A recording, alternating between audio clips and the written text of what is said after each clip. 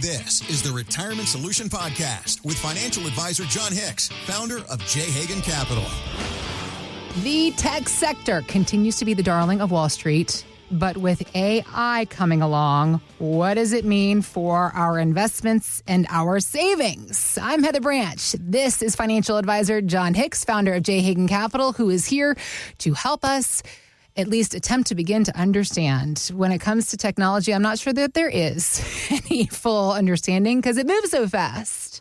That's probably the biggest trick about it all is how fast it all moves. Trying to keep up with the available information, how it affects us. And then here comes, as I was saying, AI. Sure. Well, I mean, everything is moving fast now. What are we, 3 or 4 weeks into a new administration? Mm-hmm. And it is like light hyperspeed. Trump 2.0 is boldly going where no one probably ever should. I mean, boldly going where no person has gone before or whatever you want to say. No, sure. Like here's the craziest thing. So with AI, I think there's going to be a true evolution and a change of how we do almost everything. Guys, if you haven't seen some of the studies and some of the research reports on what artificial intelligence can help us do, not just think better or work through problems, it can spot, they can have these drones that go out over crops, and it can spot the areas that may need some herbicide where the rest of the crops don't need herbicide at all. So not only is it potentially cost savings, it stops all those herbicides from getting on everything and damaging all of the food and the water systems and everything. It is amazing what it can do. So do I think there's a crazy opportunity for AI to do great? Yes. But we just recently saw in China, one little gyration, one piece of new information can cause the entire stock market to careen, 2%, 3% in a single day, right? Yeah. And right now, a lot of that stuff is speculation. Right. So it's really interesting. So you add that to the fact that Trump 2.0 is acting in ways like 1.0, but with more speed and more viciousness. Now we're talking about tariffs. Everyone's going to have a tariff on them. And if I don't like what you're saying, tariff. And all of a sudden the markets are going crazy about this, right? So the interesting thing is we're going to have a lot, in my opinion, we're going to have a lot of volatility, a lot. So when you have the AI revolution or evolution, depending on how you would look at it, causing all kinds of volatility. Now we have an administration who doesn't appear like they're going to back down to anyone. And in the long run, I think that I agree with almost all the stuff that they're talking about doing, at least enhancing things, right? Yeah. Finding government failures, finding government inefficiencies, finding ways that we as Americans can pay less tax dollars, hopefully, but get the things that we need for our country to keep us safe and protected. But if you do it all at once and you have trade wars at the same time, and we have issues because, again, some of these trade wars, some of the AI is coming from China. Right? So if we're coming from China, this could be issues. So Heather, all of this comes together. So I know we're talking about AI, but the amazing thing is that all of this is intertwined with what I'm going to say that AI is going to absolutely create more of: volatility. Tremendously more volatility, because this show is about understanding our finances in retirement, or how do we get to retirement, to get through retirement. Volatility is one of the things that will crush every one of us if we don't have a handle on it. So regardless of AI, there is an unfortunate situation where if we have a tremendous amount of volatility, even good plans, if we can't stick with them, potentially blow up. Yeah. That's just how that goes. Yep. We have obviously seen companies like NVIDIA. We've talked a lot about that on our radio program and on our podcast, how NVIDIA has helped prop the S&P 500 up.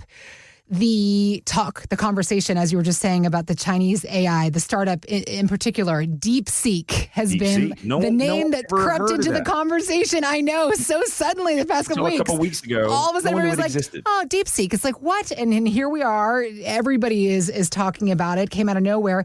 And just like that, NASDAQ dropped, boom, 600 points. Absolutely. As you were bringing up, AI, is it too volatile? Will it increase volatility? Here is asset manager Kevin Mann talking about it on Fox Business. AI isn't dead. In fact, I still claim that we're just in batting practice of a double header. So this is a long road and a long path forward. And those companies that aren't investing in AI now are likely to be the losers down the road. All right. So did he start by saying AI is not dead? Who is saying that it is, first of all? So it's interesting. So that's a really good point because yeah. I saw a lot of reports that came out saying, hey, because of DeepSeek, all of the stuff that we've been doing as Americans, basically all the stuff we've invested in, has gone up. Meta, Microsoft, NVIDIA, we may have been investing in the wrong technology because when this DeepSeek came out, what the Chinese said, and no one can verify this yet, right. but what they said was, hey, not only can we do AI really close to you guys, they didn't try to say it was better yet, but we can do it for a fraction of the cost. Now, guys, this is a big deal because when you look at the computing power that it takes to run these nano computers and to do a ton of them with all these processing and computing things that AI has to do, they were talking that we were going to have to triple our energy consumption just to keep these computers running and making decisions for us, right? Okay. So we have invested a tremendous amount. NVIDIA, Microsoft, Amazon, Apple, all these people have invested psycho billions and billions of maybe even trillions of dollars into infrastructure to develop these power type plants. China comes out and says, yeah, we can do that on pennies on the dollar. And all of a sudden, every one of those companies just got like a Mike Tyson punch right in the mouth. Now, here's the question, because we're talking about investing now. Yeah. Should you invest in those things? In my opinion, I agree with exactly what Kevin said. I think that AI is here to stay, but market prices are kind of expensive. They're kind of high. Now, they've come down a little bit over the last couple of weeks, but they're going to, again, coming back to my original point, things are going to be very volatile. If it's true that we're just in the batting practice of a doubleheader. No, if you guys aren't baseball fans out there, I'm a huge baseball fan. But like if you have a game, your standard hitter is going to get to the plate 4 or 5 times. So in a doubleheader, that may mean that we're in batting practice. We may have 10 at bats the next 10 years. Some of those at bats we may strike out, right? There's where that volatility comes in. That's where the AI doesn't do the way we want. And some of those at bats we may get on base. We may get fortunate, maybe even hit a home run. But there's going to be a long time that we're going to have to think about how this AI is going to work out. Now, what I want to add to that is, and again, I have to consistently bring this in because it's going to shape all of us. With the administration, and specifically President Trump is doing, is potentially adding more volatility to the structure. Why am I saying that? Because a lot of these semiconductors, a lot of these chips, a lot of these minerals, these deep earth minerals that we need to create chips and semiconductors and AI, those come from other countries. And if we have tariffs on them, I'm not saying it's a right or wrong decision, but I'm saying now all of a sudden no one really knows what the cost is going to be. Do we import this steel? Do we export steel to China for them to make things? What about titanium? What about lithium? What about all these things? What are the costs going to look like? Because all of a sudden, if we increase cost, what does that do to AI? Well, at a very minimum, it's going to diminish its speed that it can take place, or it's going to get much more expensive. So that compounded with the idea that China has already come out and said, hey, now again, China is notorious for not telling the truth. Yeah. Let's just be straight up. Okay. I'm not going to say they're liars, even though they are. I'm going to say that they are notorious for not telling the truth or telling their version. So when you think about what may be happening, guys, I want to be very clear on why I'm going this direction and going this speed, because I think that the Trump White House is going to do positive things in the long run. I think that we could have a lot of short-term absolute punches in the face where we're going to have to wonder, wow, I just struck out 3 times in a row. Using that baseball analogy again in a doubleheader, I may have just struck out 3 times in a row. The question is, are we going to leave that hitter in the lineup or are we going to pull him out?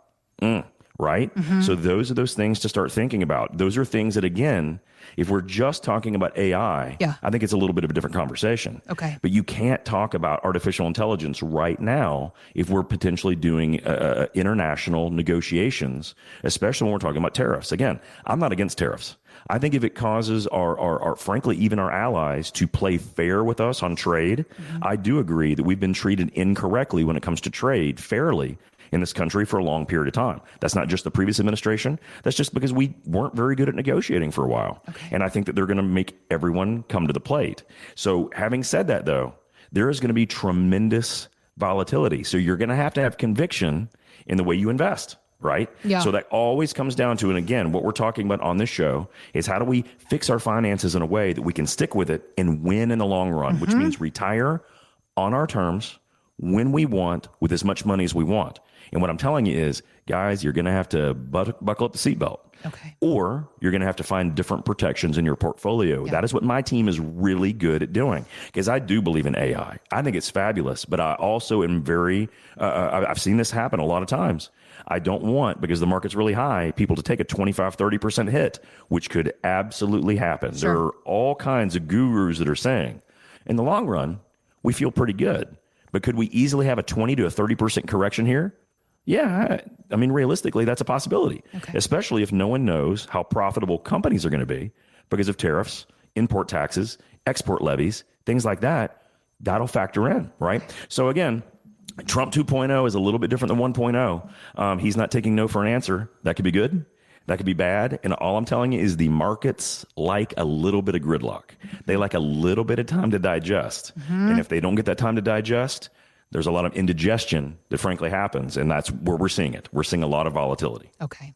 Helping you to understand how you can stay invested, have some benefits and earnings on things like tech and AI, while also adding layers of protection. Because if you're 55 and older, 55 has become such a complicated age because it's not old anymore. 55-year-olds, they still want to be invested, but also we are starting to think about our retirement at that age, and we don't want to make a stupid mistake either.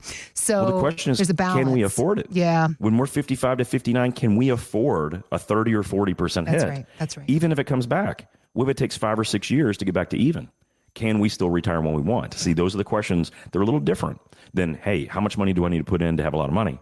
The question is, how do I get this money to do what I want it to do on my time? This is what Jon and his team are here to help you figure out, how to make your money do what you not only want it to do, but need it to do to support you in the life you intend to live in your retirement. Visit us at retirementsolutionshow.com to get started on this conversation. We're here to help you get some answers. Also have links posted in the show notes, so you can just click there. Or again, it's retirementsolutionshow.com.